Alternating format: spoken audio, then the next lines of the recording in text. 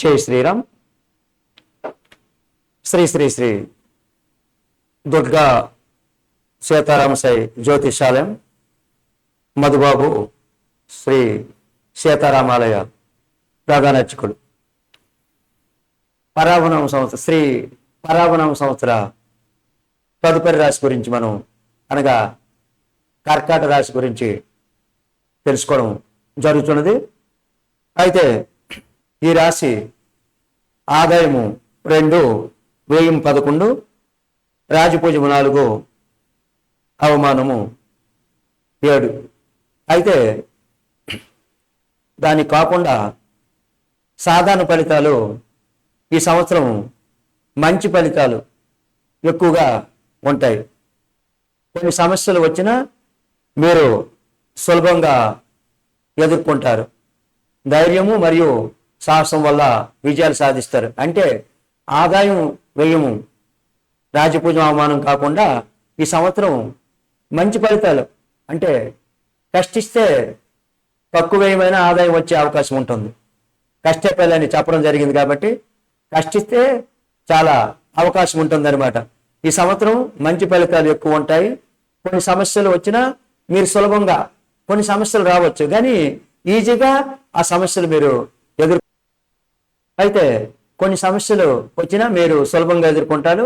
ఈ రాశి వారికి ధైర్య సాహసాలు చాలా ఎక్కువ ఉంటాయి. ఎలాంటిది వచ్చినా మీరు ఎదుర్కొనే దమ్ అంటే మీలో ఉంటుందన్నమాట, ఎదుర్కొంటారనమాట. అలా ధైర్యం మరియు సాహసం వల్ల విజయాలు సాధిస్తారు. ఎటువంటివైనా మీరు అవలేలుగా సాధిస్తారనమాట. అయితే ఆర్థిక పరిస్థితి ఆదాయం బాగుంటుంది, కొత్త ఆదాయ మార్గాలు ఏర్పడే అవకాశాలు ఉంటాయి. అయితే కొత్తగా ఆదాయము వేరేగా, అంటే ఇప్పుడు వ్యాపారం అంటే ఇంకొక వ్యాపారం పెట్టడము ఏదో ఇలాంటివి చేయడము జరుగుతుందన్నమాట. అందుకే కొత్తగా మీకు ఆదాయం ఏర్పడే అవకాశం ఉంటుంది.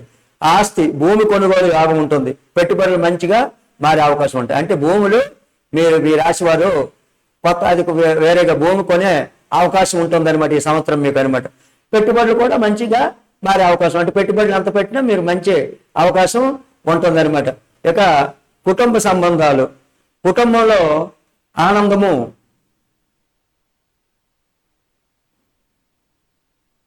ఉద్యోగం, వ్యాపారం, ఉద్యోగుల పదోన్నత అవకాశాలు ఉంటాయి. అయితే కొత్త బాధ్యతలు పెరిగే అవకాశం కూడా ఉంటుంది ఉద్యోగంలో. వ్యాపారులు కొంత అవకాశం వస్తాయి కానీ పెట్టుబడులు జాగ్రత్తగా పెట్టాలి. సహచరులతో చిన్న విభేదాలు రావచ్చు అనమాట. అంటే జాయింట్గా వ్యాపారం చేసినా లేదు ఉద్యోగంలో ఉన్న సహచరులతో కొంచెం చిన్న విభేదాలు మీకు రావచ్చు అనమాట. ఇక ఆర్థిక స్థితి ఆదాయం స్థిరంగా ఉంటుంది, ఖర్చులు కూడా పెరిగే అవకాశం ఉంటుంది.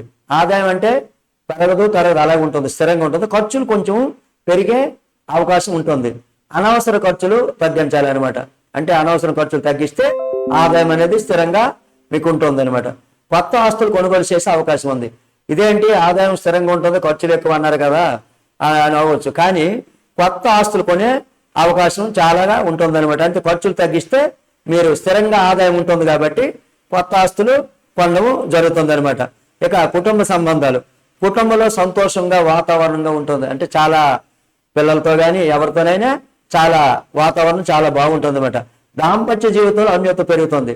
దాంపత్యంలో అన్యోన్యంగా చాలా సంతోషంగా ఆనందంగా దాంపత్యంతో భార్యాభర్తలతో భార్యాభర్తలతో అంటే భార్యతో భర్త, భర్తతో భార్య చాలా అన్యోన్యంగా ఉంటుంది అనమాట. స్నేహితులతో మంచి సంబంధాలు ఉంటాయి.